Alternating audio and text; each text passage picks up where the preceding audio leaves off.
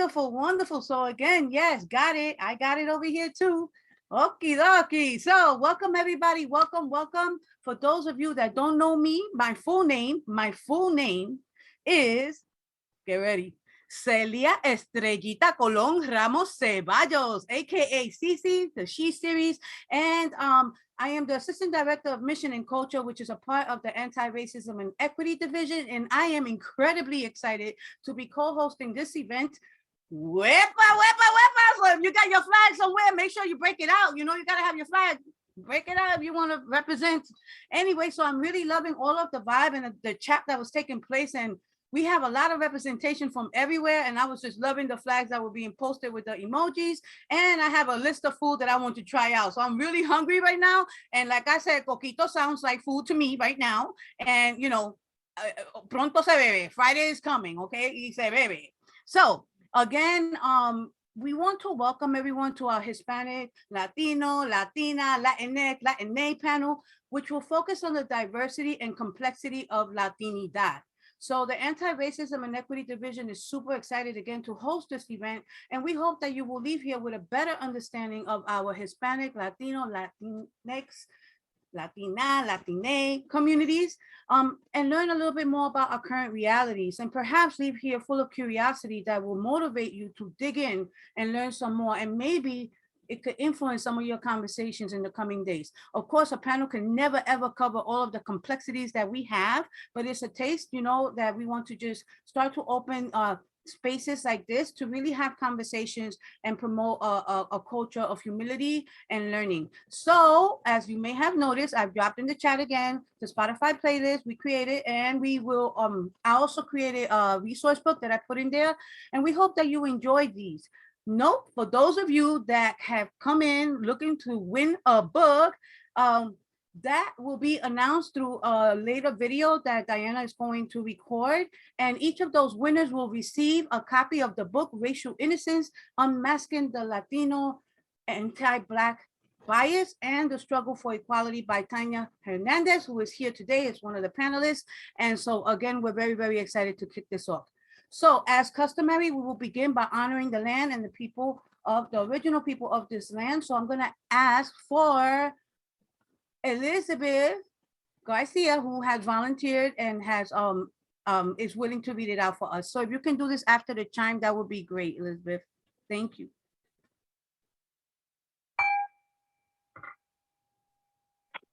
We live on the original homeland of the Lenape. Lenape-Hokan includes today the states of New York, New Jersey, Pennsylvania, Delaware, and Connecticut.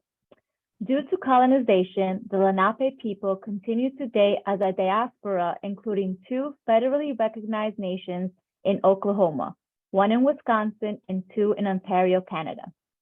We recognize that honoring and respecting Mother Earth, Aki, is central to Lenape culture. Indigenous peoples continue to protect and honor all wisdom, past, present, and future, and will always do so. Indigenous peoples have and continue to experience genocide, theft of their ancestral lands, and other atrocities connected to colonization. It is necessary to honor these beginnings, history, and realities. It is essential to honor the ongoing legacies Indigenous cultures nurture within our communities and the lands that we gather, live, learn, and work on. It is necessary to acknowledge that Indigenous communities are still here and continue to act against harm and work for the collective healing and sustainability of humanity and the earth.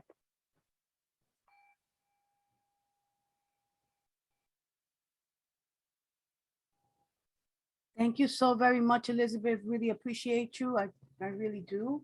And this particular Living Land Acknowledgement was co-created with members of the Lenape people here in New York City. And to keep our Living Land Acknowledgement alive, we practice elevating Indigenous voices whenever and wherever possible by hosting events like this one.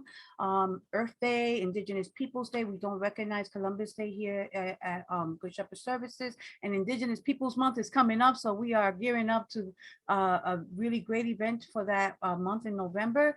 And in this particular Living Land Acknowledgement is also up at many of our sites, and we hope by the end of the year at all of our sites.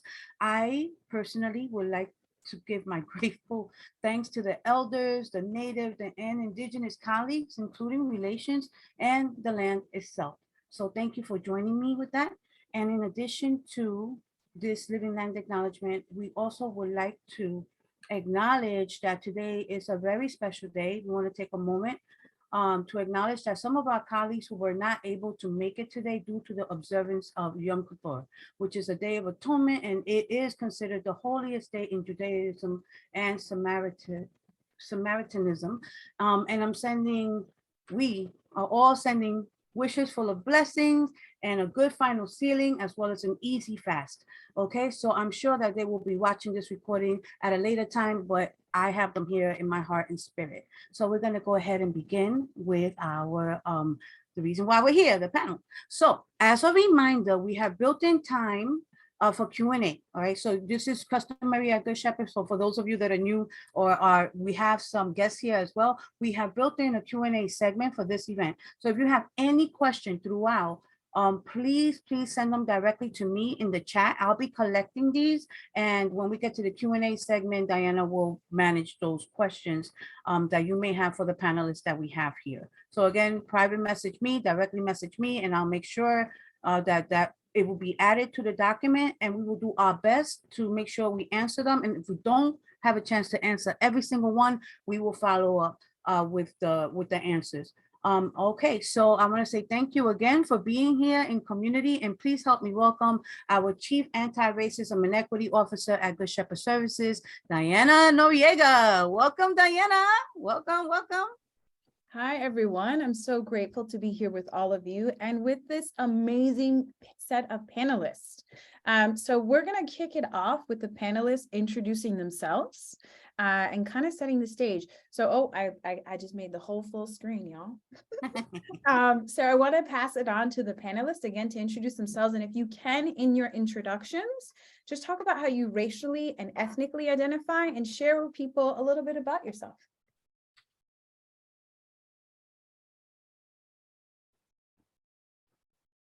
And I will pass it first. You know, Gustavo, you were the first one that popped up on my screen. So I'll pass it to you, Gustavo. Oh boy. Oh, hello, everyone. Good afternoon. My name is Gustavo Fernandez. Just an honor and a pleasure to be here and share this space with so many people, and I think in very important discussions.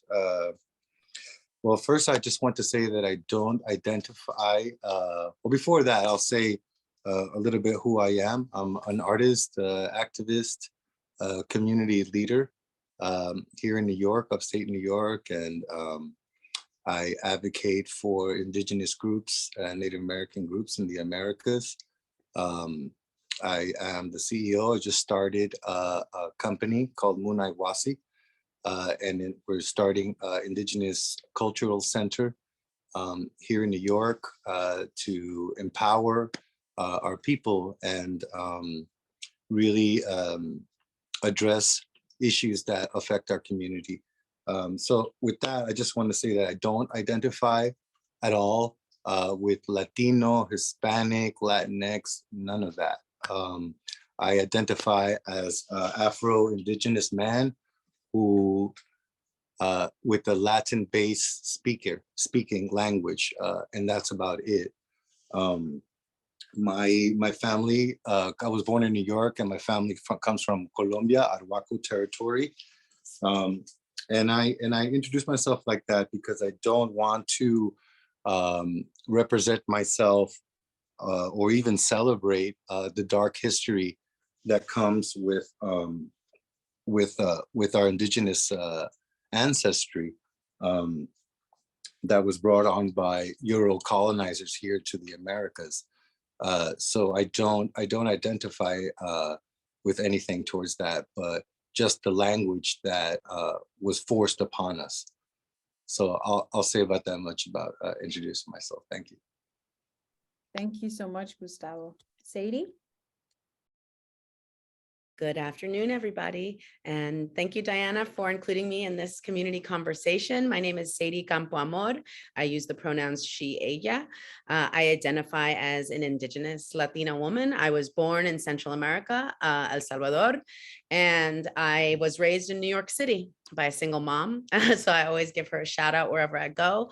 I identify as a facilitator, as a community organizer, as a radical bureaucrat, as a public school graduate from New York City schools, as a New York City public school mama now. I live in Manhattan with my family on Lenape land. I always give thanks to my ancestors. We always bring them into the space as well. I currently serve as the Chief Equity Officer for the New York City Comptroller. So I am a professional anti-racist, which is a real blessing. Get to Sherpa people up the anti-racist mountain.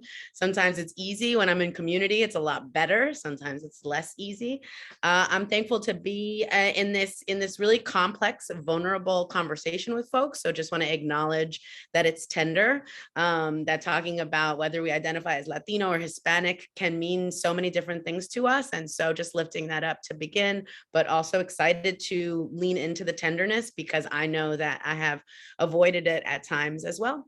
So I appreciate you and I'm excited to chat more. Thank you, Sadie. And Remy?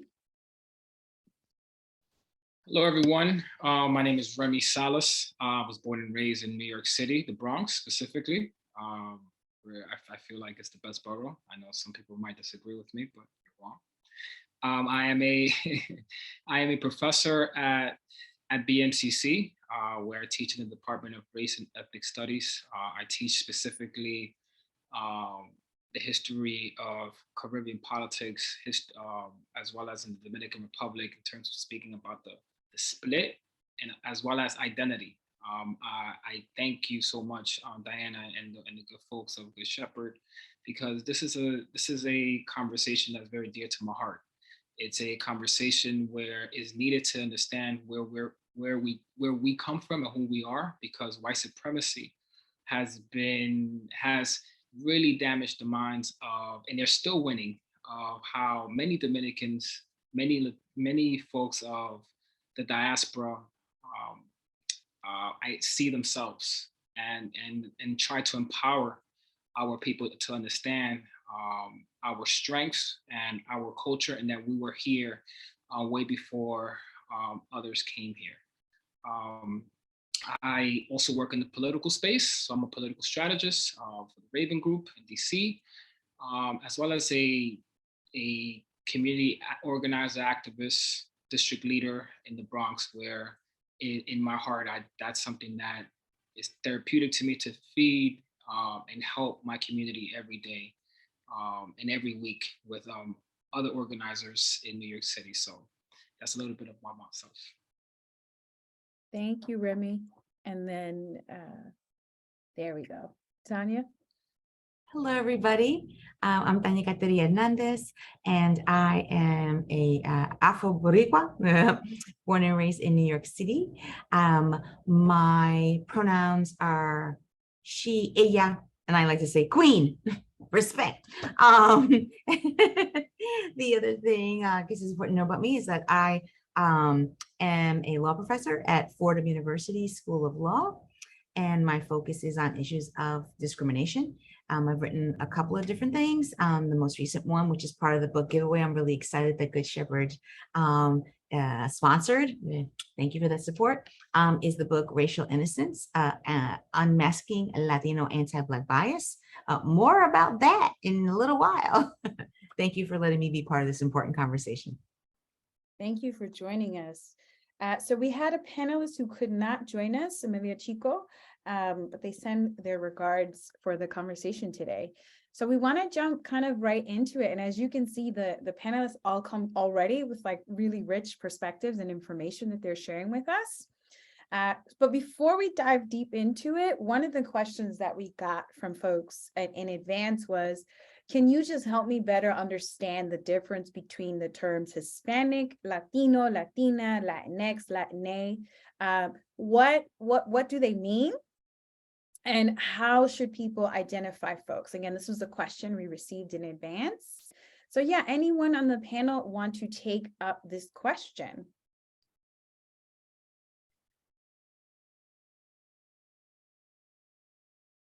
I see Remy, I see you itching, and then Tanya, yeah.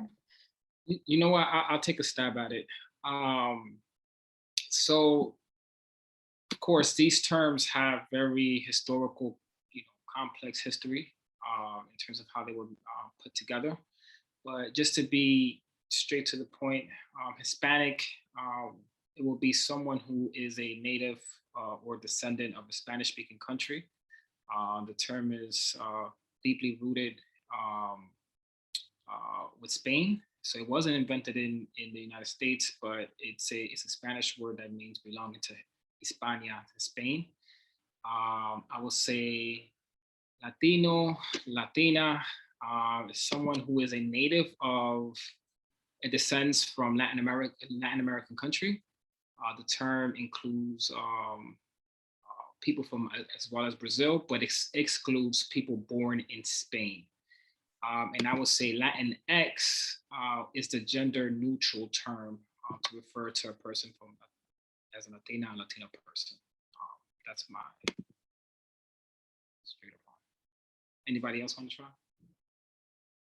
I mean, what I'd like to add is that often when I get that question, it comes from a place of, I don't want to get it wrong, right? And I want no one to be upset with me if I use the wrong word.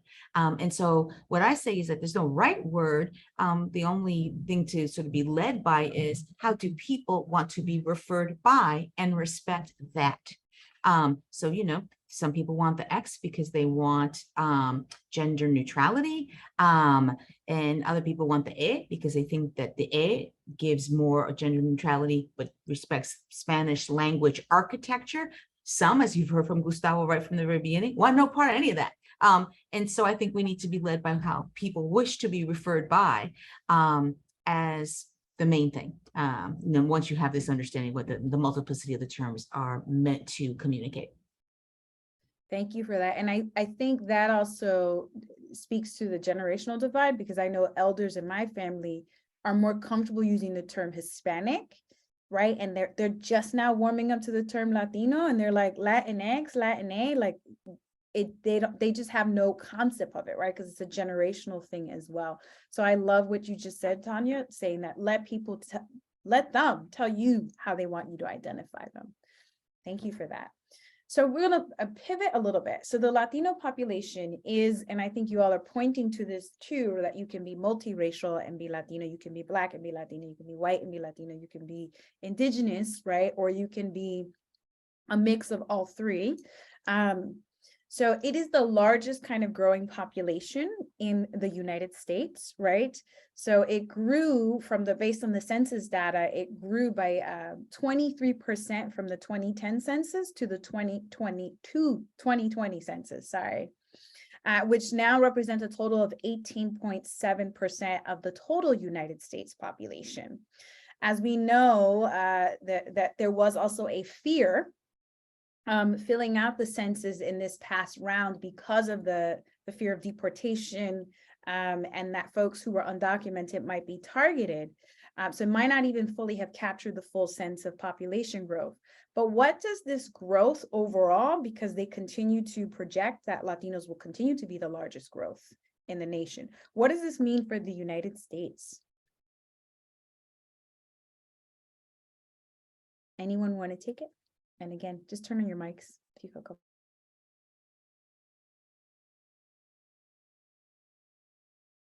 Well, I don't want to be la boca grande who keeps dominating. Pero since I teach for a living, I always got something to say. But I'll keep it short and sweet. It can only mean as much as people want it to mean. Meaning the idea that demographic numbers and their growth are going to result in some sort of huge transformation, I think is a real mischaracterization of how social change happens. Social change happens because people on the ground are agitating to make it happen, but it also happens because there is a sea shift in thinking about these issues. So meaning you can have lots of numbers and those numbers can still be subordinated populations across the globe. Right? So numbers themselves don't give us inclusion. Numbers themselves don't lead to anti-discrimination.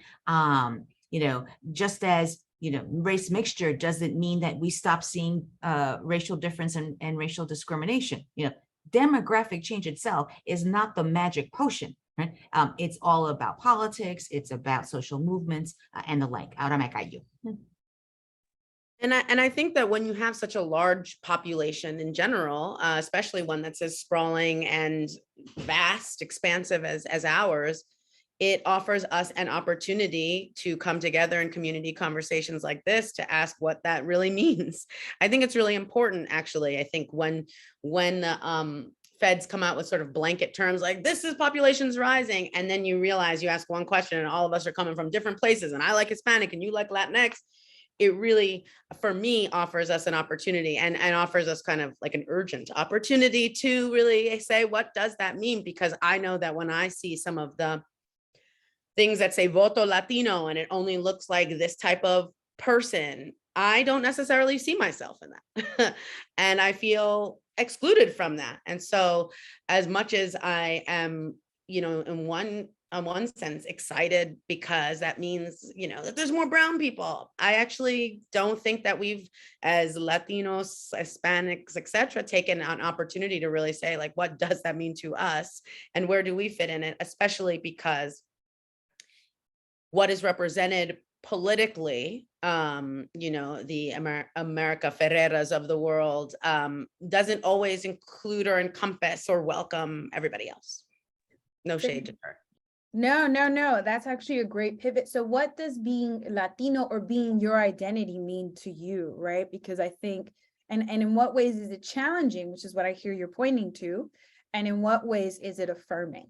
And I also struggle with this because I was born in the United States and so were my parents, and we hail from Puerto Rico, but like Spanish was not my first language, right? Like I grew up very New Yorican. So the experience for me also has been challenging with identifying with the term that people slap on expectations that I don't meet. So would love to hear from you. What does it mean to be Latino, and how is it affirming and challenging? And anyone else can chime in as well. Yeah, I'll pull the thread and then someone else can jump in. But I think any day now I'll be able to synthesize that for you. This is like anyone's identity, it is a lifelong process. And for some people, it's much more clear. Oh, it was my mom and she was cooking plátanos in the kitchen. But for those of us who didn't have mom cooking plátanos in the kitchen with Celia Cruz in the background, it was an alienating, and it can be an alienating long journey. I was adopted from a country where we're in the middle of a civil war. It was really dire unrest. My biological father was murdered in the raids backed by the US Contras. And so it's fraught. And English was my first language too. And I wasn't invited to the proverbial Latino table. I looked Latino, but why does she talk like that? And why is her hair like that? And she doesn't straighten her hair. In fact, because I was othered, and I think many of us were, this is not an only Sadie experience, this is an experience, not all of our experience. I think because of that othered feeling consistently, I was able to find communities like you, Diana, and other individuals that identified as Latina, but also felt that othered. So we were like the group of Latinos that were like the weirdos. And it was only later in life when I decided to find my family that I moved to Costa Rica for 2 years to learn Spanish. And then I started to feel like I was 2 feet on the ground in my Latinidad. And you're talking about in my 20s already. And then it was only when I got married to my husband and could take his last name, Campo Amor, which I'm so proud of, where people were finally like, oh, she's Latina. So, it was very personal to me, and it was a very challenging, alienating experience, and little things milestoned my 2 feet on the ground in my Latinidad. And I'm still very much allowing myself to figure it out. At this point in my life, being connected to my birth mom, she didn't grow up reading or writing, so we only speak via voice note. So it's only in Spanish, and that really connects me. But she talks to me and she says, "Somos indios," So how have I held both? I'm very much an indigenous woman from La Tierra and also a New Yorker raised by a Jewish white woman. sometimes I feel like in that, Latinidad, that I've been left out, and that's been painful. And I'm leaning into that vulnerability right now because I see it as an opportunity to both share my own story, to make space for others to share theirs, but also to hammer on the point that there is no one story that makes you more or less Latino, if that's something you are choosing to claim. Hi. So yeah, when I hear the terms like Hispanic and Latino, what it does for me is it brings pain. It brings pain and frustration and anger that we are referring to ourselves as a people with that memory. If we start to ask, why do we speak Spanish? Why do we why are we in this category? Only because from a Latin based language, and it was by force. It was by force that we had to speak this language and identify ourselves that way. So being called that just stirs up that memory. Like, I'm gonna go off on like a personal thing. Like, for instance, in my family, which is very common, like back when the age differences between marriages, and a lot of us can't trace our roots back. It's a struggle with family tree things, that the kids bring home from school to do, because that Spanish part of our history comes from straight statutory rape in my family's case, where my grandmother was groomed at 12, 13 years old to be married at like 15, 16 to a 40-something-year-old Spaniard.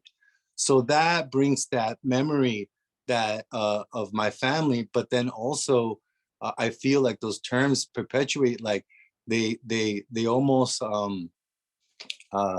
continue the violence against women in our community, where it's just that, where like our ancestry like would always have in the forefront the women. They were our leaders, and being called something that reminds me of like on why I even speak Spanish. Why am I even here? Why a lot of us are even here, and it has to do with that dark history that involves slavery, genocide, rape, and that's what it does for me, like hearing those terms. I just wanted to say that. Thank you. No, thank you for sharing that, Gustavo. I think the other thing that you just mentioned, and not to pivot too far off, we can come back for other folks who want to share, but you're talking about a matriarch. Could you share a little more about that? Because I think that's a powerful truth that we often don't talk enough about, how Indigenous communities were rooted in a whole other kind of power structure. Well, that was the first thing that they did with colonization. The first things they went after was language and women, are the women. Language, because in Indigenous languages, they don't exist most of the negative connotations that exist in Spanish or English, for that matter. So if they start to have you only speak and think in a language designed for like a lower frequency of thinking, then they got you. And then the women were the leaders. Like when they came and said, "Take me to your chief," they were like, no, I want to speak to her husband, and it's just like that. So women were the ones that were part of these councils that made all these decisions. The medicine people, the ceremonial leaders, the politicians, and so that's a big thing of what the colonizers brought over to the Americas. Thank you so much for sharing that, because I think that's a powerful truth to name, is the way colonization impacted even how Indigenous communities were led. But it's something I know you said that with me before, but so powerful just to name in this space. Anyone else want to share what does being Latino mean to you, or to Gustavo's point, whatever identity that resonates with you? Sure. Oh, I'm sorry, Tanya, you sure? Mhm. And it's I love what Sadie and Gustavo has mentioned in terms of, understanding that before conversation, we were people. And I identify as a Black man, being from the Dominican Republic. Just even dissecting the culture is, and I've been to West Africa, is exactly the same. It's they just took over the language and changed our last names and changed our first names. And sometimes I see it in different parts of Latin America, in the Caribbean, that we lost that sense of unity in terms of, that even if you see Jamaican people used to be colonized by the Spanish, then they changed colonizers, so they speak English. But as a group, as Afro-Caribbean people, we share the same type of food, the energy. We share some religious practices that even with miles and hundreds of years of being separated, we still have that. Even in Puerto Rico, you see that in many communities. So I identify as a Black man. It's very clear to me. Ethnically, of course, culturally, Dominican mixed with a little bit of Haitian and Cuban, but that's just geopolitical terms. But being Black is my racial group from West Africa. Tanya. Thank you. All I was going to say is that for me on this topic of identity and how I personally relate to it, is to always uplift for people, for myself, for my students and everyone else I encounter, is like, there's no such thing as an identity police. There's some people who think that they're identity police, but I don't let anybody try to fool me to think that there's some authentic way to be anything. And that personal identity is ever fluid and changing. Sometimes it's like where you are in your life, etc., or what is most salient for you with whatever you're encountering. The other thing is that identity is also very influenced by what's happening outside of you, right? It's not just about you, is one way to put this, right? It's also about how people are perceiving you, how people are racializing you, and that the bottom line is that whatever identity is, the most representative, one that most resonates with you at any given time, that it always be rooted in an understanding of the collective. I mean, I just think for me, that's an important thing to keep in mind. An acknowledgement of how you are not alone in the world, there are others, and that identity should also be led by how you want to be in the world. Do you want to be about lifting up people and working against racial subordination and exclusion? Or do you want your identity to be furthering some other kind of ostracism? I mean, for me, that's what's the most relevant and the most important from my own perspective. Thank you all for sharing so vulnerably and honestly, right? And I think this is one of the things that at Good Shepherd Services, we've been trying to do more and more of, is have honest conversation, not the conversation that just touches the surface. So I think a lot of folks, if you see it in the chat, are really also appreciating your shares and the vulnerability that it comes with, like naming a hard truth into the space. And even your personal stories. So thank you again so much. So I want to pivot a little because I think we're kind of talking a bit about this. What are some of the issues that matter to Latino communities and voters? And I bring this up in part because the New York Times just recently reported that the Hispanic community largely was voting, it still does, largely in Democratic patterns, but that Joe Biden actually only won the Hispanic vote by 26 percentage points. Prior to that, Hillary Clinton by 42, and prior to that, Obama by 40. So there's a subtle shift moving to the other party. And some folks, the New York Times was talking about how this could be connected to what the parties are elevating around values. So we'd just love to hear some thoughts or reflections on what are some of the issues that matter to the Latino communities and voters as we are getting ready for midterm elections. Remy, did you want to come in on that one first? Well, you go ahead. You know, Oh. you're on fire right now. Go ahead. Oh, I'll try to keep it short and sweet to give lots of space for everybody else. I think my first thought is Latino voters are no different from other voters, meaning we're just as susceptible to dog whistles and we're just as susceptible to racial politics.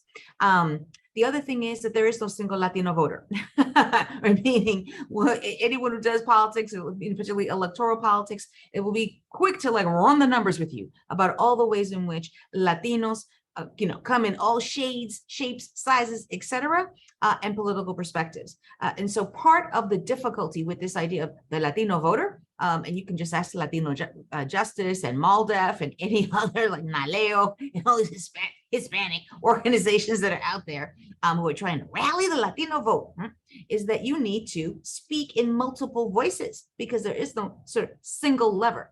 And you also have to be very rigorously honest about the ways in which the seduction of white supremacy is just as prevalent within Latino communities, right? So why do we see this shift from Biden? Let's talk about the elephant in the room, Trump and Trumpism, right? We were big voters for him as well. We, the collective we, but I think you see where I'm trying to go with this. And so the level of complexity about sort of looking at the way in which race does work, right? And racial dog whistles are particularly dangerous. That is happening within Latino communities. Just because we are viewed as part of the collective, and this is, I think, let's get it all on the table at once, a people of color, that removes the ways in which we have racial identities and we are just as complicit in racial politics. Thank you so much for sharing that. And Remy, you want to add anything? Yeah. In the past, I was part of the Biden campaign where I was the regional voting director in Central Florida. And I remember being part of that campaign, how wrong they had the strategy wrong, where they were putting in the same box Puerto Ricanos and their priorities, the Dominicans and their priorities, but then you putting them in the same box with Venezuelans and Cubans. And that's a problem because even though we come from all different places, I know we're put in this one box. We have very different priorities and different views on things that how it should be in this nation, as well as we are racially very different, where we all can fall into one pot and then the other. I think that in the future, we should figure out a way to come together to find common ground and look at aspects of economic opportunity for the group, immigration that works for some Latinx groups. It doesn't work for them in terms of immigration, but we got to figure out how it works as a whole, as well as education, which is really, really big, where both candidates, I remember they used this, but putting the group as one and having them looking at everything as just one way is problematic. And I think that was a big part why Biden didn't do as well with Latinos. I just remember being in that room and being one of the few people from the culture. And that's one thing that, the strategies comes from people that's not even from the culture telling us how we should vote, what we should expect. And right there, I had to cut all those people off and tell them this is not the right way. And basically, they turned voters that were for Biden to Trump because a lot of the Venezuelans were in the room and they're like, nah, we don't like that. So we just got to figure out collectively how we can work together, what our main focus are, and understand that we all do have different perspectives and priorities. Yeah, that's such a great point. I think about the bill that was passed even in the state legislature for Asian Americans. I don't know if you all remember this bill. Just for folks who don't know, in the past year, Governor Hochul actually signed this into law, where they agreed to start disaggregating Asian American data. So because if you look at data right now, will have you believe that all Asian Americans in New York State are succeeding, or even across the country. And there was a coalition of Asian American organizations who said, wait a second, that's not actually factual and telling the real story of how our subgroups who are clumped into this one shared category actually faring against other folks, because it's not equal kind of distribution of resources and opportunities and even socio-political context from their native countries, right?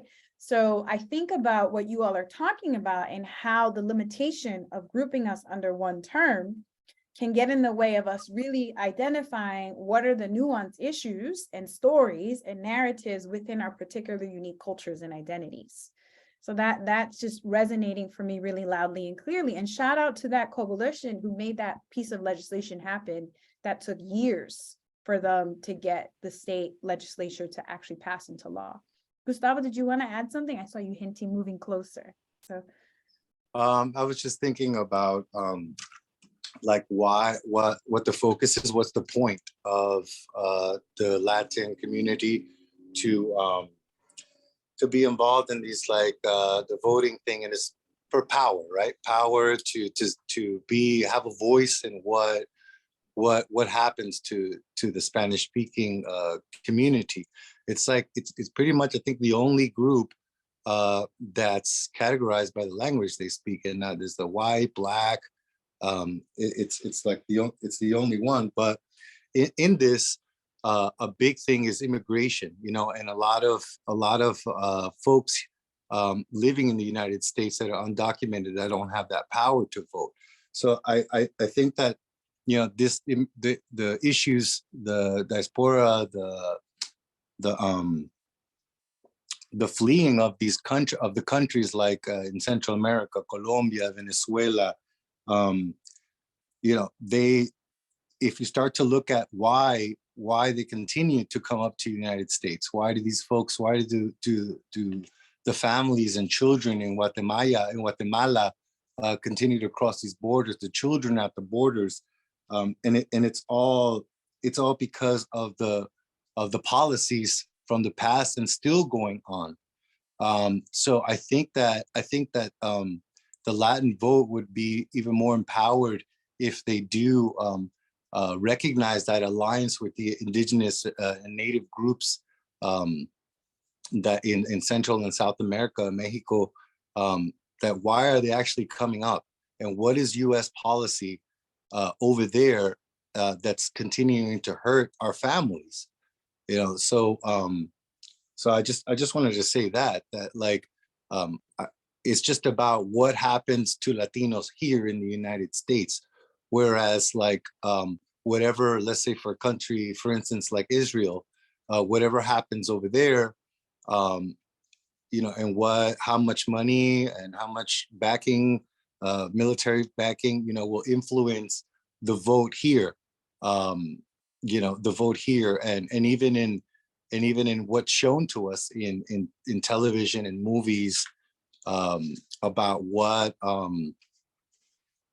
who are we supposed to support? How are we supposed to view the situation on why immigration is even happening? Why are they fleeing from these wars and all that? And it really stems back from that contact, for the Europeans, and I'm talking about this a lot because we're approaching, Columbus Day or Indigenous Peoples Day, on how, because they still teach that in school, they're still teaching that. So a lot of the politics and stuff, if we start there on how we're moving forward with the children, on how we're looking at on what our needs are, with the history and how it affects right now, I think that's an important political standpoint to really have on the forefront, because it's still happening. Thank you. yeah, no, that's an excellent point. How has U.S. policy contributed to folks needing to come here, Gustavo, which we also don't talk enough about, right? Like, what does it mean to have a nation that has so much kind of power and is using that power in ways that creates harm in other people's countries, and even at home, on the home front here? Yeah. Sadie, did you want to add anything?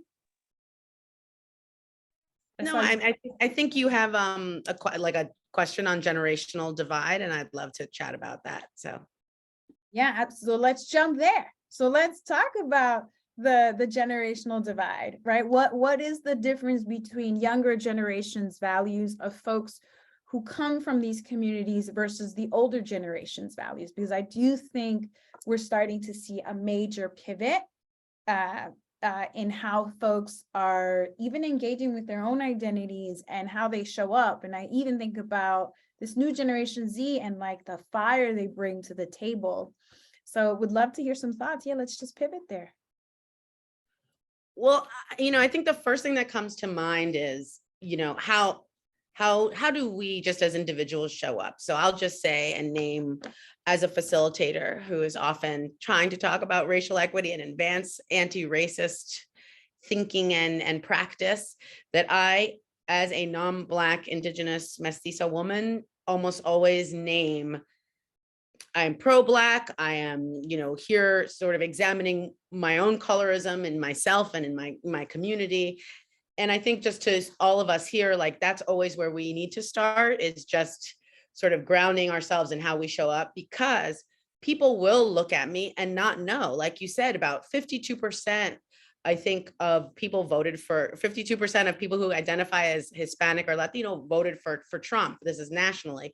And so when I'm in community with my Black comrades, I definitely need to make sure they know where I stand. So just also, let's just, recognize how we can show up to make sure we're really clear. The other thing is that we, as a nation, but certainly as Latinos, are really fed a lot of these very potent headwinds, which are individualism and racism. And in the elder communities, I think we're seeing them get nervous. Oh God, these immigrants are going to take away, or these immigrants is in people maybe from the same country that I once came from, or my family did, right? This really intoxicating headwind of individualism is very potent and strong within our elder community. And of course, racism, which is internalized and interpersonal, and we're all swimming in it together. And I think Gen Z, this younger generation, is like, forget labels. We want economic justice. We want to have jobs. We want to have money. We want to be living a good life. We want to feel free. And that, I think, as far as like who's doing pollings and who's getting polled, I think we're talking about the elders who are getting polled. They still have landlines. But young people are not, they see what individualism has gotten us. And I think they're less married to a sense of, only me and only my community, only this. And I think it gives us Latinos, but just people, just human beings, an opportunity to say, yeah, let's maybe not use a label as a way to divide and to create more caste system, but a label to feel, yes, united and maybe a strong and a positive identity, but also economic justice for all, y'all. So I hope that that's, compels people to vote. I think the other thing is that politicians just keep showing themselves as dishonest and not and harmful at worst. At best, I think in earnest, there are some good ones out there, but I think there's been a lot of harm done, and young people are like kind of unenthused about the system. And I know that I door knocked thousands and thousands of doors for Obama in 2008 and 2012, and I have not door knocked for anyone since, really. And I think that's kind of a result of a lot of just sort of dismay all around. So those are my initial thoughts. I think I will add, and because Amelia and I were talking about this, even though they couldn't be here, I think the gender like neutral, non-conformative like identity is much more prevalent in younger generations who are like, we're gender non-binary, right? And so we want to identify in a very different way, which is why even the construction of the language of Spanish, right, which is so defined by like feminine and masculine, can be challenging as well for younger folks, right, who are like, well, I don't really identify with either. And are we creating room for that? Is something that I really respect and appreciate about the younger generation and what they bring to the table. Anyone else want to add anything? I just add sort of a layer of additional sort of complexity to an already rich exchange with you and Sadie. And it's that the promise of the younger generation can only be realized if they're not being fed and taking in all the same garbage. You know, as the computer scientists like to say, garbage in, garbage out. And so, you know, I find looking at issues about racial attitudes, for instance, people think, oh, well, that's just, son los viejos, those are the old people, but the young people don't have those racial attitudes. And that's just not the case. In like, for instance, you know, something as innocuous as, or maybe not so innocuous, studies of online dating. It ain't the old people who doing the online dating, right? It's mostly the younger ones. And what they find is that Latino online daters have very particular racial preferences that they exercise, and that the preferences are very much about esteeming whiteness and denigrating Blackness in particular. So, yeah, that's just one little data point, but all of which is to suggest that many times what I hear from people is, oh, well, the future is the young people and the young people will lead the way. That's beautiful, but it can't be left all to its own, right? Just like demography doesn't have a special power, youth doesn't necessarily have a special power if it's not necessarily being grounded in transformational kinds of ideas, as opposed to sort of the same old garbage of, you know, self-esteem built on racial bias and subordination. Yeah, that's such a great point. I think about, and we're kind of moving around, but I think about, and Tanya, what you just shared, the power of like us wanting to emulate whiteness and you know, the whitening la raza, right? Like, which is, you know, whether by default, like the, you know, the show me your grandmother, right? Kind of concept. And even the ways in which that started in our native countries. That didn't start here in the United States context, right? Like that was deeply rooted in our narrative. So again, to move around a bit, can we talk a little bit about the history of like race and racism in our native countries? And I'm going to pivot to you, Remy, for this question, and I'll share a little bit of historical context. Again, we have different folks in the space who have different access to knowledge, and so I want to set some context. So what most people probably know this, the transatlantic slave trade was started by the Portuguese, but Christopher Columbus was actually commissioned by the Queen and King of Spain, right? And that was what fed his voyage over to this side of the hemisphere.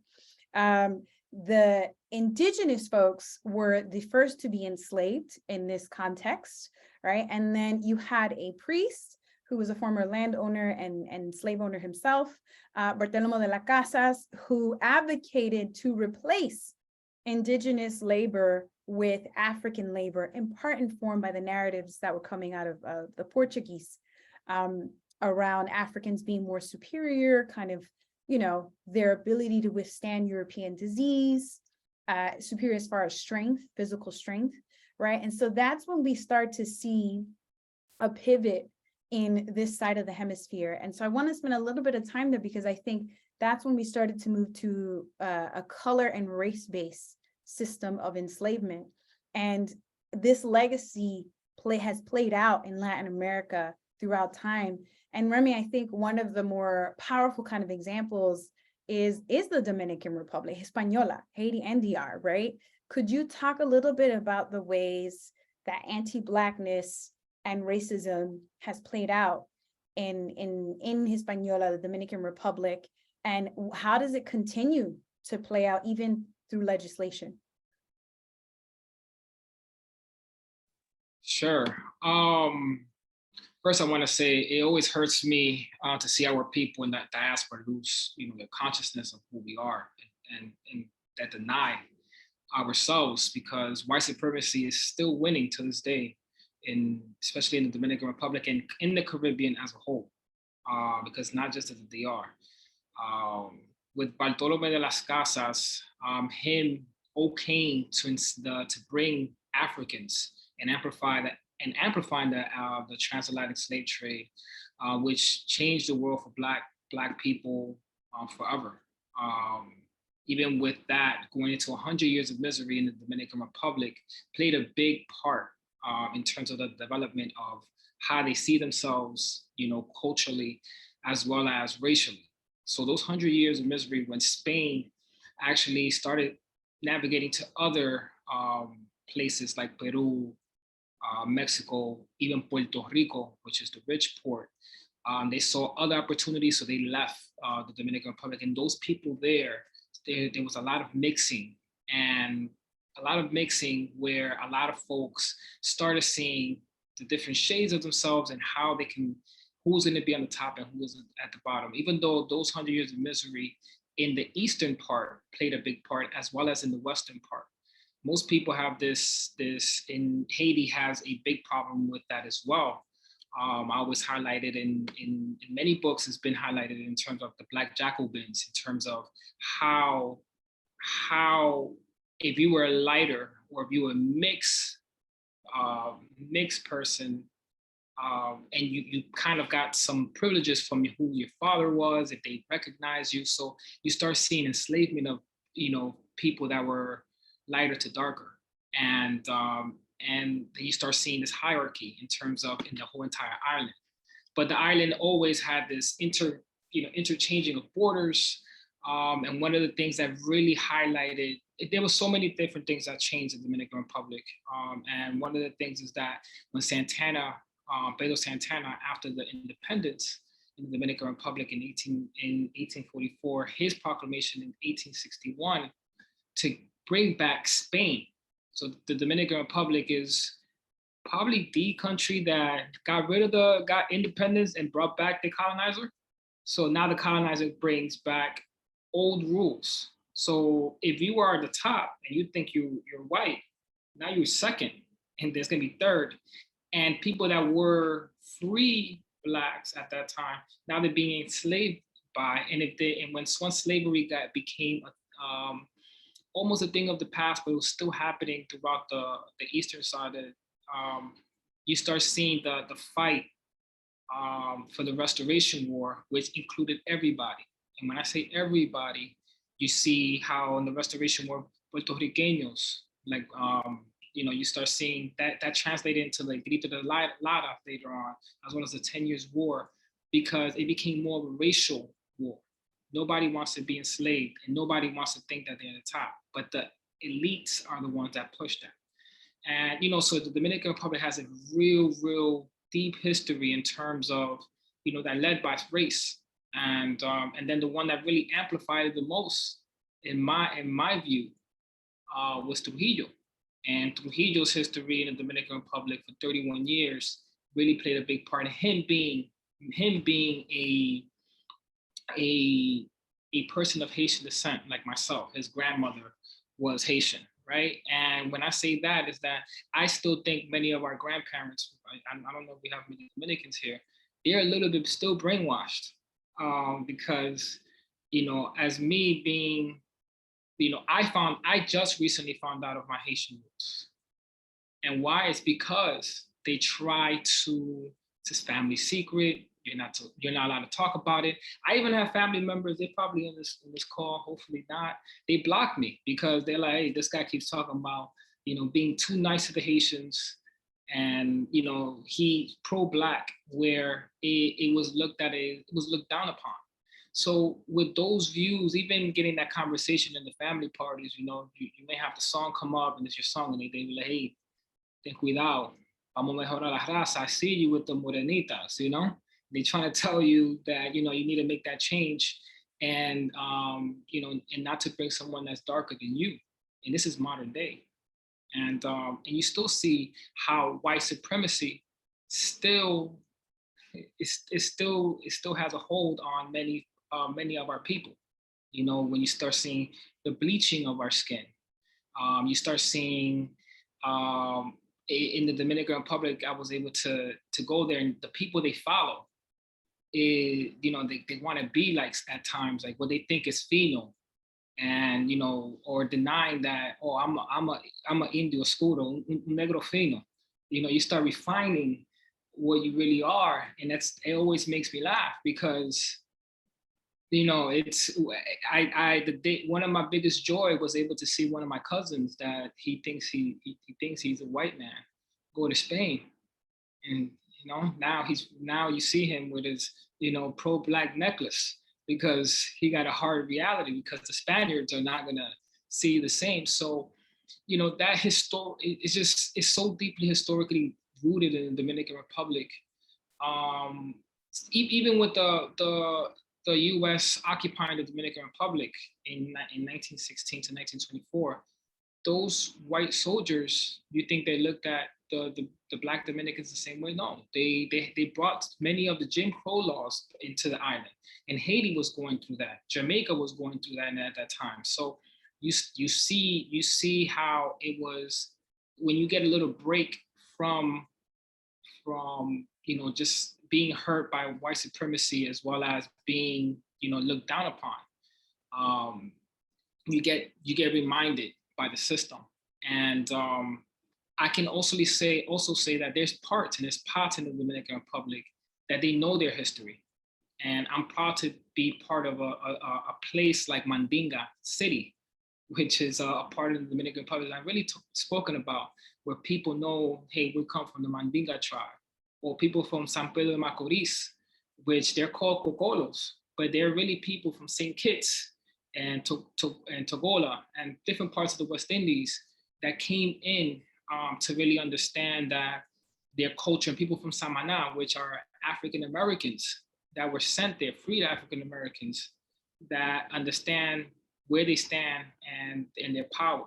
But they're always constantly reminded by the system, because one of the reasons why I got into this type of study is because I always felt growing up that I wasn't Dominican enough. So now my dance moves, my bachata is superior because I had to prove it to them, or I had to prove, or the Dominicans would ask me, how you learn how to speak Spanish? And I just, you know, mess with them like, I learned it in the barbershop. I'm from the Bronx, so we speak Spanish, right? So I'm pretty sure if I was a lighter skinned Dominican, they would not ask me that, or things in that nature. So you still see how it affects, how it has a big hold in society, especially in Dominican society, where you can be, I even remember walking down the Dominican Republic just last year, and me being dark, you know, a lot darker than everybody there in that part of town. People saying in Spanish, thinking I don't speak Spanish. Say, ¿qué se cree ese negro? Like, what does he think he is? You know, dressed nice and everything. Who does he think he is? You know, things of that nature. So it still plays a big part in terms of, it's ingrained in the DNA a little bit, but I think it's getting better. I see it. People are changing the way they do their hair. You see the music. The music is being translated a lot more, because remember, bachata music was not really accepted in many places. My grandfather's from El Cibao, you know, it's very, very different from the capital.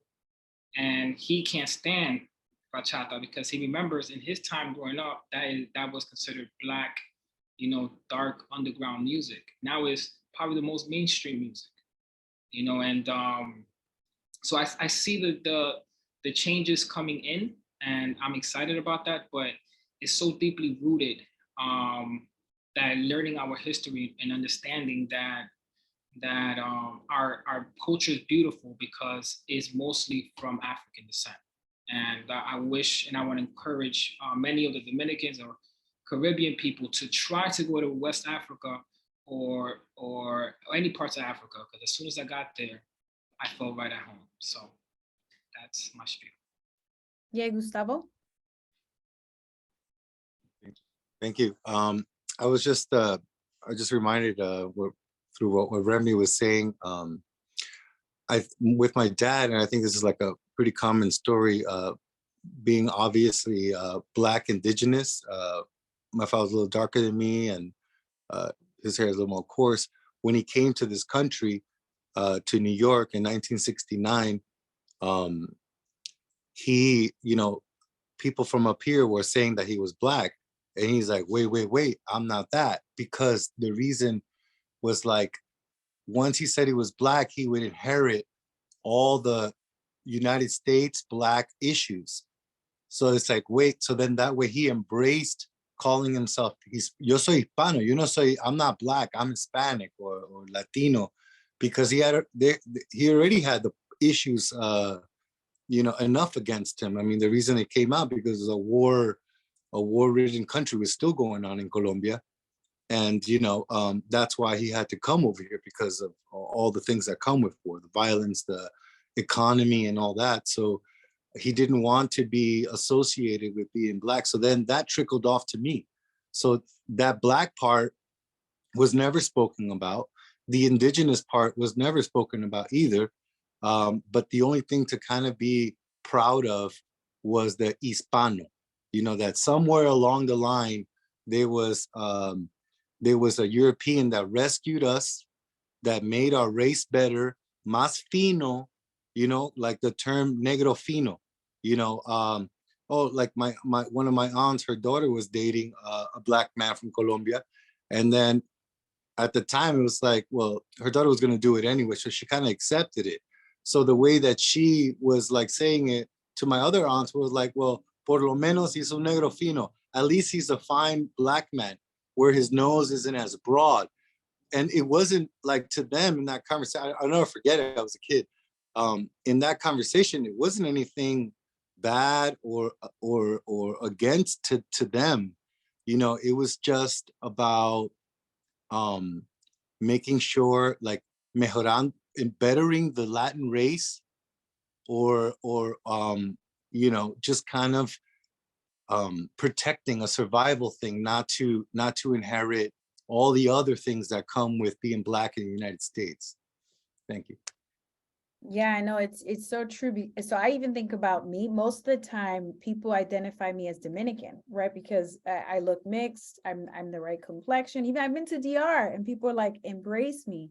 And rarely ever do I get Puerto Rican, because they assume that Puerto Rican also fits into a tight cast. That's a little, to what you're saying, Gustavo, a little more fino, right? Like, oh, like, so Blackness in many, many ways, even in PR. And I think about this in my family. Who may, or to your point, Remy, may or may not be in this space because they got an invite too, but they all married lighter. They all, for the majority of them, like, I've seen the generation get lighter as time has progressed, because that was the way that you kept intact the family lineage, to make sure that it was more desirable. So I think about that too a lot. Like, I'm like, oh, I'm never read as Puerto Rican, always as Dominican. And Tanya, that just to also bring you, because this is what you've written a book about this. We're excited to give out some copies of it. I've started reading it. It's really, really good. And you really talk about how Latinos can occupy both spaces, right? Like, of embodying anti-Black ideals, and really also be marginalized. And you actually spend a little bit of time talking about Puerto Rico, which fascinated me too. So I was wondering if you could share a little bit more, even about that, but also about how Latinos can be both, experience marginalization, and also kind of promote anti-Blackness. Well, it's always fascinating to me. I thought you were going to start in a different place, because often when these questions come up about, Latinidad and its complex interaction with Blackness, put it in euphemistic terms, is sort of a knee-jerk reaction of, oh, but we have so many phrases that are like complimenting Blackness. We have these terms of endearment that are all about, a love of a presumed love of Blackness, so mi negrito, mi negrita, my little Black person. But yet at the same time, what isn't really being fully understood, perhaps, or fully acknowledged, is that it is a positioning of Blackness in a proper place. Meaning those terms are all about relating to Blackness in an intimate way so that it can be acceptable. Right? Blackness generally is a problem, but when you possess it, conquer it, I mean, there's lots of different ways to kind of come at this, then it's tamed into a kind of an acceptability. The terms also are very much about instantiating, sort of like giving a continued force to the paternalism of slavery's past. Is a way that I like to put it. So meaning like it's all about a possession, right? And a hierarchical interaction with Blackness, right? So I would, in case people in the audience also were sort of like having this immediate reaction, like, oh, but we use these terms, I wanted to kind of like answer that, or at least have some a response to it. And so this idea about, that we are both as Latinos, whether we like that term or not, how others identify us, we are objects of racialization, but we are also subjects, right, in these dynamics as well. And the way that I look at this, it's in a multiplicities of levels, right? So you've heard sort of very poignantly from Gustavo and Remy and Sadi also, sort of the interpersonal dynamics, how this can hit one within the family, hit you in very intimate spaces, right? But that's not where it stays, unfortunately, because people think, oh, well, it's just a familial thing. And so it's like, not the same thing, right? As anti-Black racism. Right? I'm sure many people in the room, well, good social justice workers and social service providers have heard the phrase, people of color can be prejudiced, but we can't be racist because we don't have power, right? And yet, what that overlooks are the ways in which we do have power over one another. And in segregated societies, that means that we often have displaced power over one another. So meaning, who do we look to rent us apartments when white people, white Anglos won't rent to us? Who do we look to give us a job, hire us, treat us fairly when it comes times for promotion, right? Oftentimes we're looking to who we identify as other people of color because we don't believe we can get a fair shake from the white Anglos in the world, in the room, etc. So that means when you're trying to find an apartment in New York City and your brown face shows up, right, that you can't go everywhere, right? The Upper East Side is not always open to you, right? No matter how big your checkbook is. So, right, when Latinos are involved in imposing anti-Black bias within the allocation of apartments, even rooms in homes that they want to sell, houses that they want to sell, etc., that means that they have a displaced power over the Latino housing market. Right? So I bring this all up in order to make sure that people have a sort of full picture of how how our racial attitude is so very nicely sort of articulated by Remy with regards to like Dominican communities as a case example. That's why I say as a case example, right? Because this is bigger than just about Dominicans, right? This is Latinidad. That we are not just looking at problems that are about interpersonal ones, we're also looking about systemic and structural barriers to inclusion, right? And that Latinos are part and parcel of that as well. At the same time, right, it can be both and, right? At the same time that regardless of our phenotype, you may be a white, as the young people would say, a white presenting Latino, your Latino surname, right, if you have one, is doing a lot of work to have other people's perspectives of you sort of cataloged, right? And they can be very anti-Latino perspective. So you may be an object of racialization at the very same time that your unchecked biases may have you taking actions that make you part of a systemic project of exclusion based on race and in particular anti-Black attitudes. Although we can, broaden this up when we think about indigeneity and also Asian ancestry within Latinidad.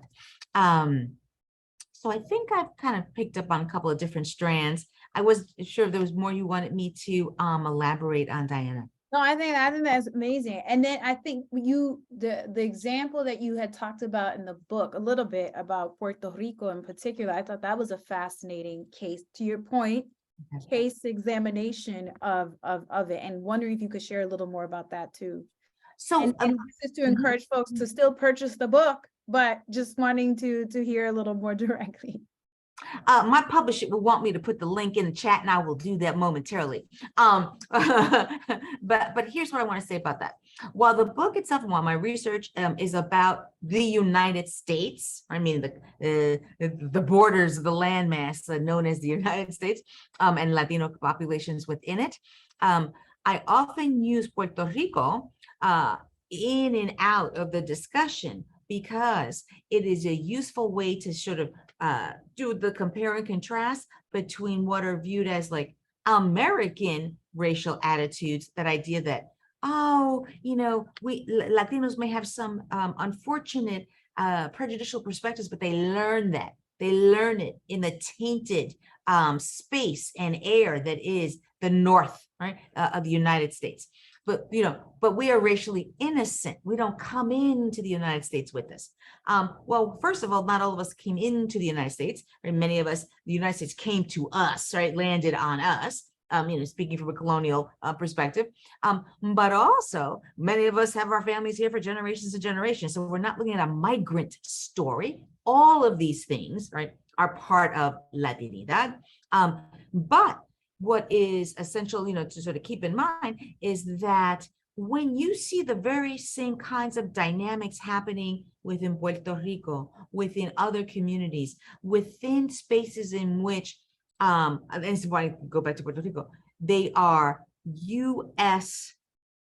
law-based, right? You know, like U.S. law is superimposed within Puerto Rico as a colony, and yet culturally, right, so much of Puerto Rico is still sort of like, you know, holding on to at all costs the sense of Latinidad, right?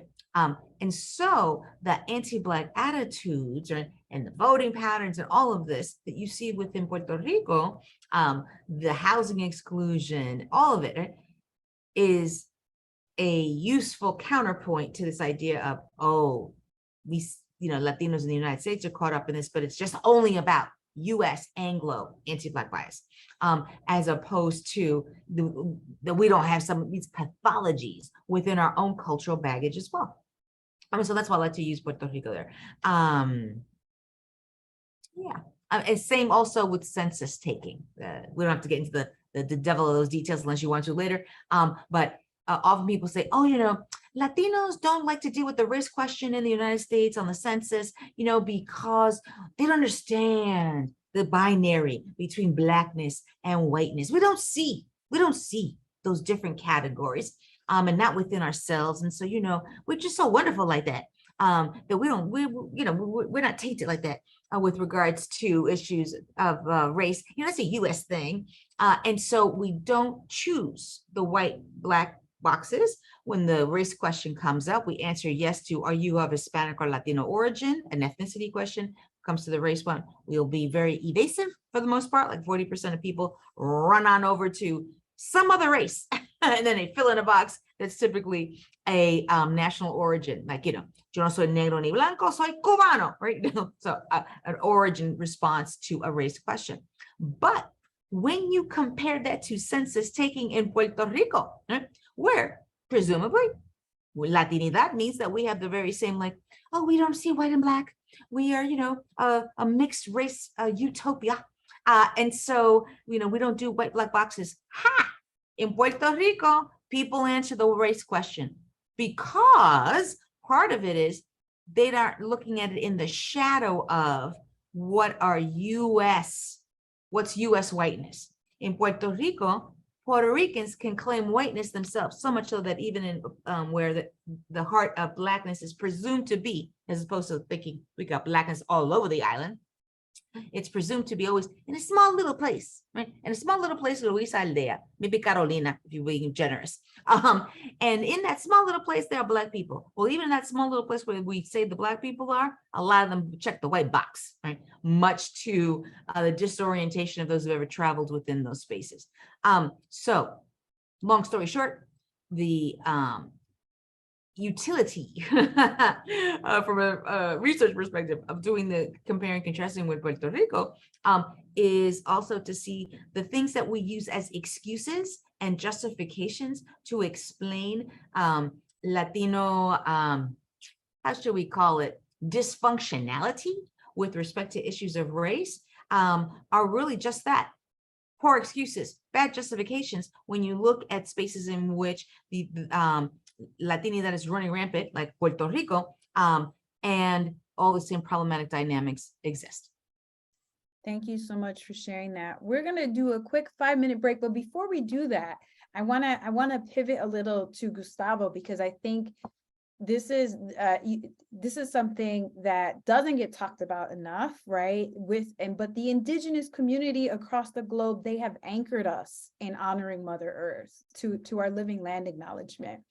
And I think about Central and South America in particular that are still fighting, and even in North America, fighting to protect the earth and the land. And Gustavo, you do a lot of work between the North and Central and South America, right, around kind of being an emissary of sorts. So would love to hear more from you about how are folks continuing to maintain the legacy of being land protectors, and how are you doing some of that work yourself, even up here in the Northeast? Because I think, as we all know, climate change is a big issue for generations to come. And if we don't do something about this and follow the lead of folks who have been doing this for generations and lifetimes, we may miss out on very important change. So Gustavo, just before we pivot, would love to hear from you about that. Thank you. First, I'm part of a movement. I don't I guess represent all indigenous, of course that. But I think that I just want to say it begins with the relationship with the planet. Just like that, well, we have that in our ancestry, that reciprocity, that giving back, that aini that they call in Quechua, that you do things for the earth or for each other, just to do it, not looking for things in return. But that connection that indigenous people have with the earth, like nowadays, it's like with as far as like the farming, permaculture, which is just regular way how indigenous people would farm and cultivate food and have that relationship, like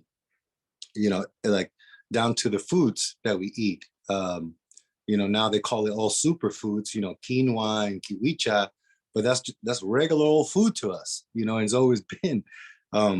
So the way their ceremonies involved with farming, agriculture, that's still alive.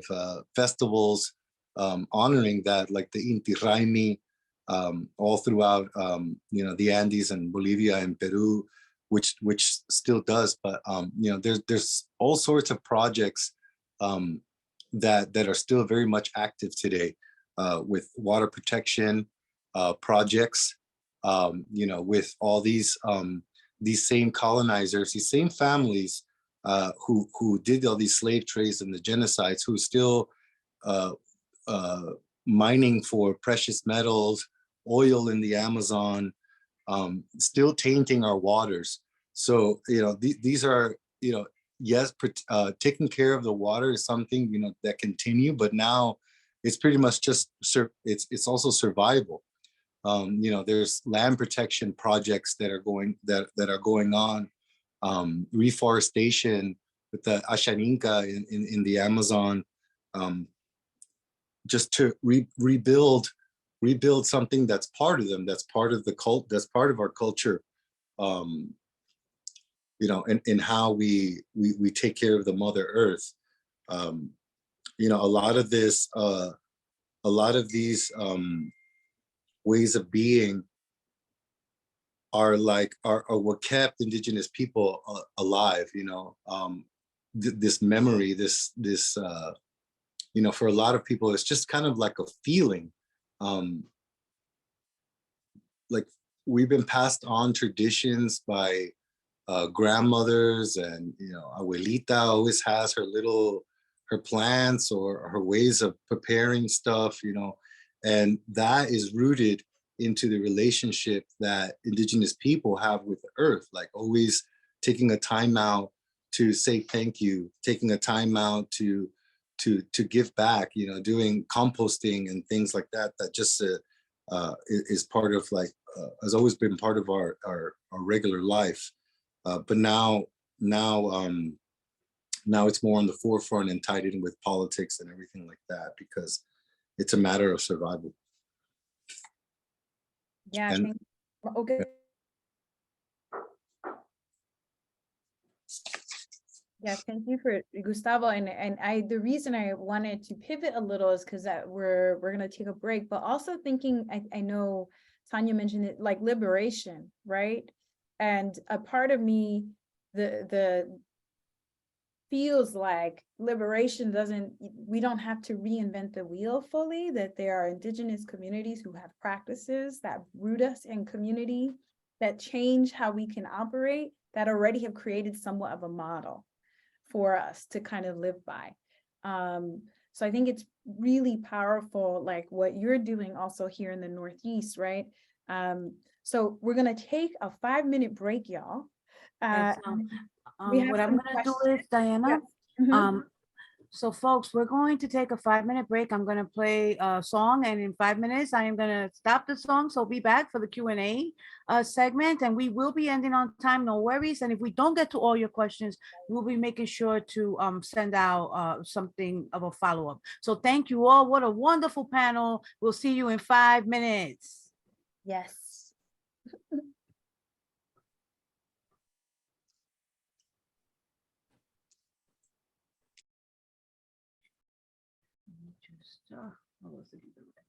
I will pause the recording too. Welcome back, everyone. There are lots of questions, which is amazing. And to Cece's point, we will not get time to answer all of the amazing questions that I see here. But I do want to make sure we get to a few of them.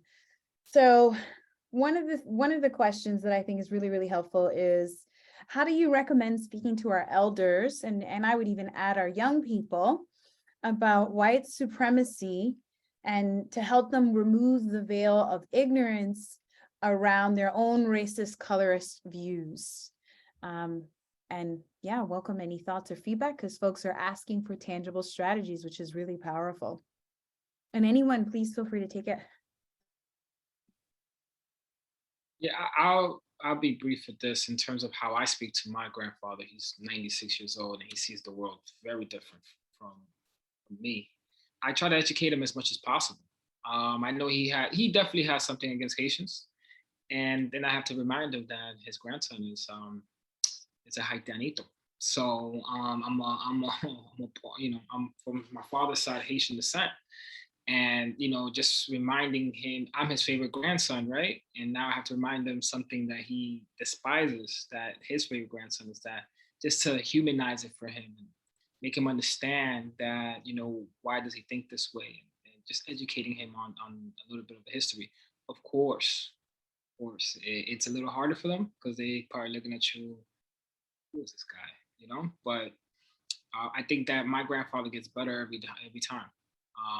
And I know he's definitely improved a lot over the years, but just being able to be vocal and vocal with your grandparents, I try to be as gentle as possible and try to explain to why is it not good to think a certain way. But, yeah, I think every approach will be very different. You will understand that relationship with your own grandparent. That's my 2 cents. Yeah, I'll go ahead. Go ahead. Okay, 2 things that I do that sometimes work, sometimes don't work. You got to be flexible with yourself and also with others. This strategy is a research-based strategy that helps combat bias in general. It's called individuation, but basically making space for people to share stories. So, if you have a small group, or if you are in a one-on-one conversation, right, staying curious, asking questions that will lead to maybe some different ways of thinking for them, or, oh, wow, I haven't thought about it like that. Of course, sharing your own stories. When we are able to individuate, that is like get to know one another as humans and sort of lift up our own personal stories, it really goes a long way to be able to hear maybe different perspectives after a while. So that is one thing that I always do. You can do this in meetings, right? Just start off with a grounding question, what gave you a sense of belonging, or what's, 2 words that describe you, right? Literally just trying to peel back the onion a little bit to give people a chance to be in humanity with one another. But then you can sort of, after you do that, can dig in, because you're coming from a place of respect, you're coming from a place of care. And then the other thing, sometimes talking to family is very different than just facilitating a convo or meeting with your students. It's a lot harder. And usually that's when I deploy a strategy of just inviting family members to things like this, like, oh, I'm doing this thing. And they come for me because they love Sadie, or they love, cousin so-and-so.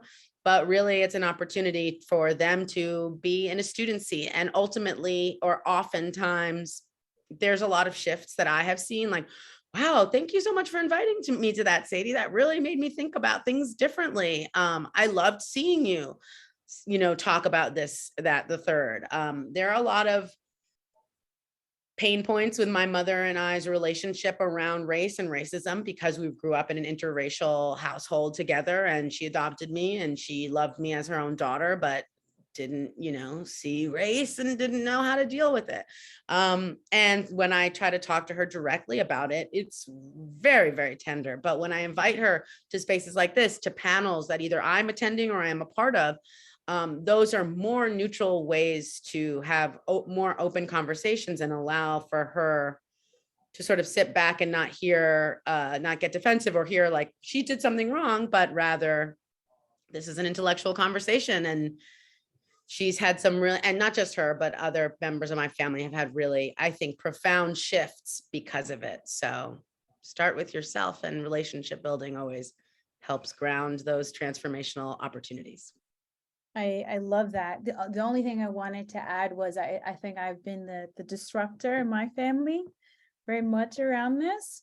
And the one powerful tool, and this is where I go to culturally responsive pedagogy, is fact checking people, and not in a mean way, but like, hey, let's watch this movie, let's watch Amend together on Netflix. Like, let's just sit and like be in dialogue about truth. Because I think a part of even the negation of Blackness comes from the stereotypes and the perceptions of what that looks like and means in dominant culture. And so if I can be like, no, being Black is beautiful, and let's talk about all the amazing things that Black folks have done, it changes someone's kind of entry point into the narrative to be like, that actually feels empowering. That feels really good versus like negative. And I have found that I've been able to shift people in my family just by doing that. Like, let's just watch a movie, or let's just then talk about the movie, and let's sit and read this together. And to even watch my mother, whom I love dearly, who is biracial technically, right? She's half Black, half white, because my grandmother's a Black woman and my grandfather a white presenting Latino man, but white in the Puerto Rican context. She now identifies as Black. Like, it's a huge shift for her, right? And it took kind of reorienting her understanding of what that meant and removing the negative like stereotypes around that for her to feel like comfortable owning that. So I think some of this is like, how are we using education to really kind of help inform people around what really existed? And it can be a game changer. Like, it can shift someone's perspective from, I don't want to be that, to that's pretty dope. I had no idea that my people did that. Right. So just wanted to add that color and context. Tanya, do you want to say something too? Yeah, please. Just an additional contribution to this is a really rich conversation already on its own. Is that what I understand that all of you to be talking about is like, building people's racial literacy, right? And this pertains both to young people just as much as it pertains to an older generation, because we're all just equally illiterate because of our educational systems on this issue. But what I would say that part of the racial literacy also has to be about framing it such that it is not just about, let me learn something about African Americans that break stereotypes about African Americans vis-a-vis anti-Blackness in particular, right? But also sort of what is our own sort of history of Blackness, and what are our own histories of anti-Blackness. I think that that helps reformulate in some respects part of the resistance, because it's no longer just about us versus a them, right? It's about us. Yes, so powerful. Can I say one more thing, Diana? Please, Well, absolutely. just because you guys are inspiring me, and it makes me think a lot about, when I have facilitated, anti-racist trainings, and really reframing that anti-racism or having these types of conversations doesn't always have to feel like so fraught and it's a struggle and it's negative. There is a lot of pain around it, and they're hard truths for sure. But also, to your point, Diana, and Tanya, anti-racism is an opportunity to marvel at the contributions of our diaspora. And that could be a vast and sprawling diaspora, but like we could get jazzed about it. We could like not always be in a like tension about tension. And I think, of course, I go there personally first because I'm like, oh, it's fraught. But then it's like, wait, let me take a breath. Actually, combating my, the colorism or anti-Blackness in my culture and my family, like doesn't always have to feel so bad. It can feel like we can shift to this is an opportunity to both love on history, love on our contributions. And someone said in chat, how Black folks are the architects and purveyors of cool and culture. Like, absolutely. Like it doesn't, I guess I want us to try to be in the fight and be in the struggle and the tenderness. And also, can we get jazzed about it? Is this an opportunity for us to learn in community with one another and celebrate who we are and where we come from? And so I'm looking at the questions, y'all, trying to make sure a couple of them, yes, there will be a recording. We will make sure to share it after the event with everyone who registered. Okay. So this, we have 9 minutes left. And so we want to end it on a high note, but I want to also address this question because this is a big one that we hear. So for anyone who identifies as Hispanic or Latino, or, what's your feeling about when people call you Spanish? Because that's a big one that happens very often. So I just wanted to.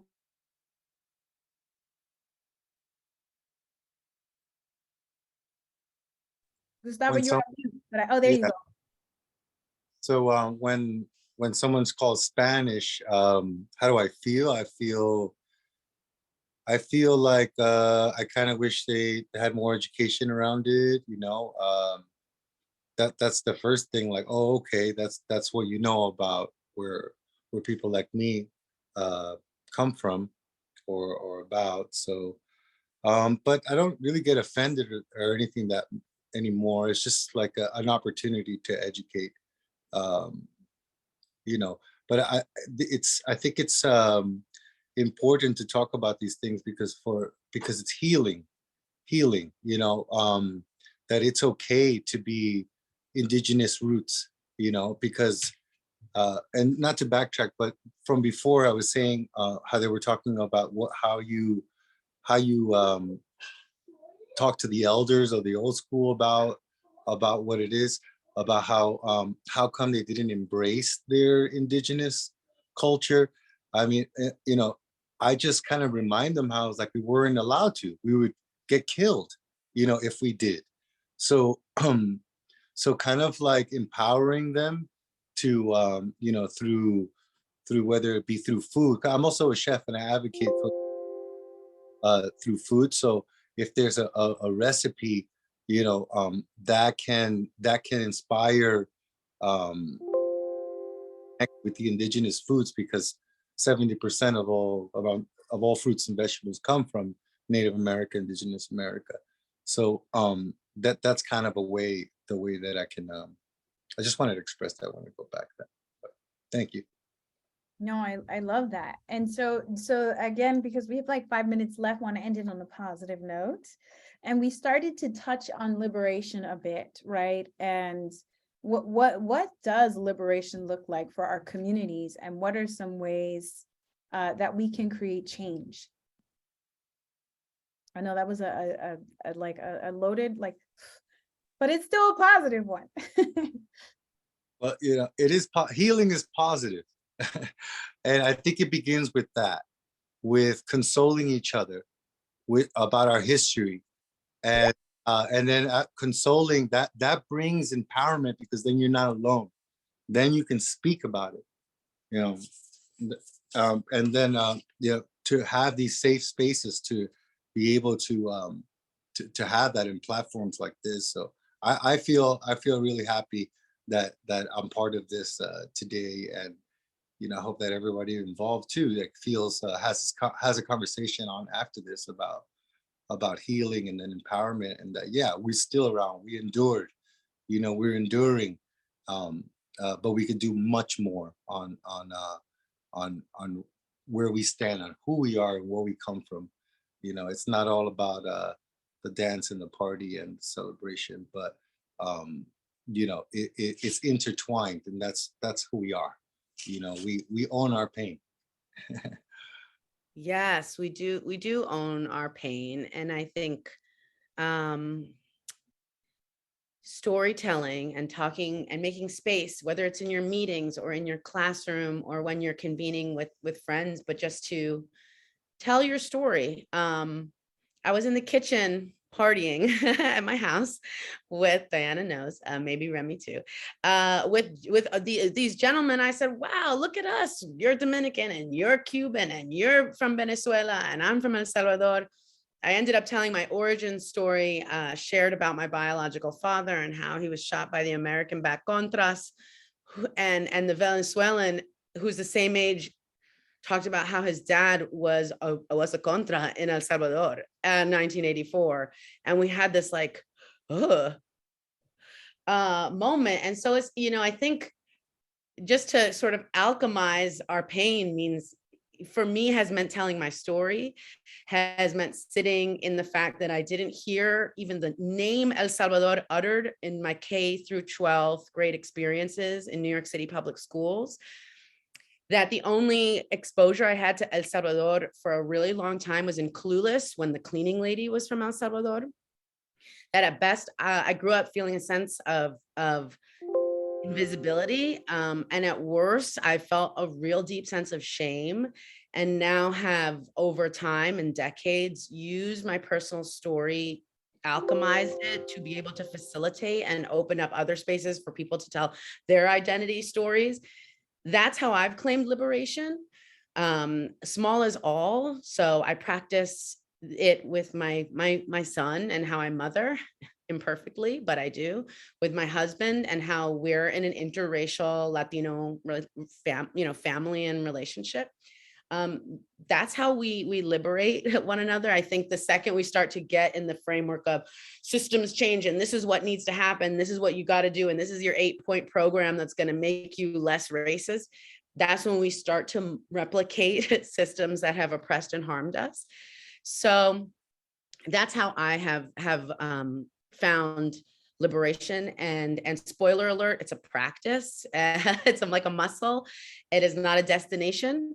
And so the more you can, Diana and Celia, create environments like this where people can come together and speak their truths and speak our hard truths, that's also practicing liberation. And so the opportunity for you all to be liberators and to feel liberated is aplenty. And I am excited to be in community and to bear witness to all of you also being the leaders that we've been waiting to see.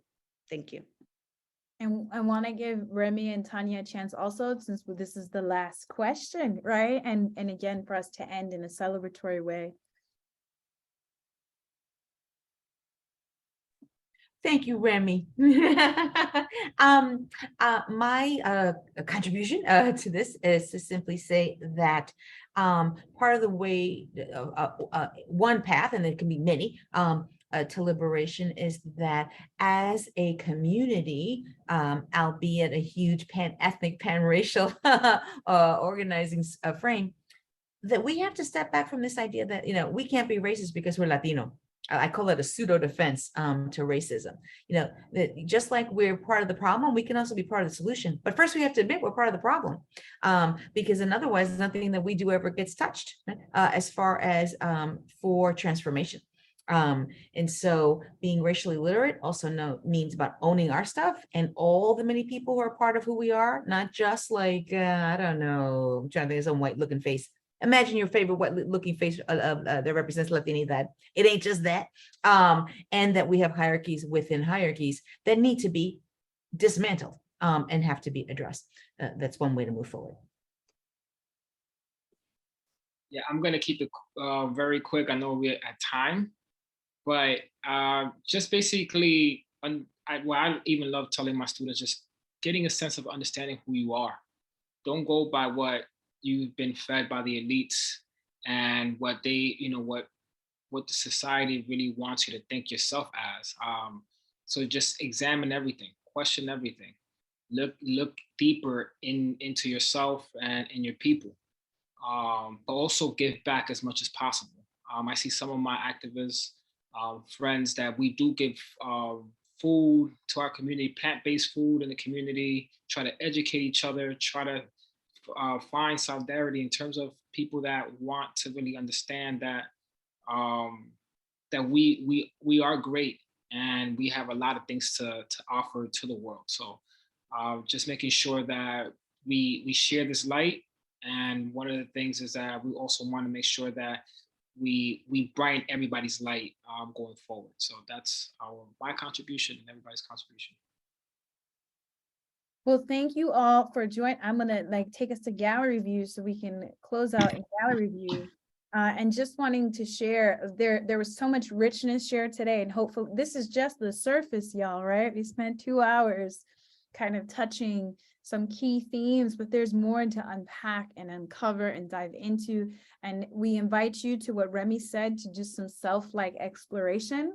Like, who are you? And what I love to reference, bell hooks, learn to teach to transgress, undo the conditioning, social conditioning that we've all kind of had to come into in this world. But thank you for joining us. We are going to send you a follow-up email with the video recording along with a survey link. So Good Shepherds doesn't often do public events, panels of this sort. But when we do, we love to get feedback from folks about what works and what topics should we maybe be exploring that we have not touched yet. Oh, sorry, Cece. Yeah, just real quick. And I just want to give you all the heads up. The 30 people, the 30 people who are we're gonna check the registration lists. We're going to do it real honest based on the registration list. So when you registered, you also had to put your address, which was great. We did that on purpose so we know who to send the 30 books to. If you can, on the way out in the chat, how are you leaving the space? Just kind of be in community with us even in your departure. And Cece, now you can go right. Yeah, no, sorry about that. It was ready to go, but I definitely need you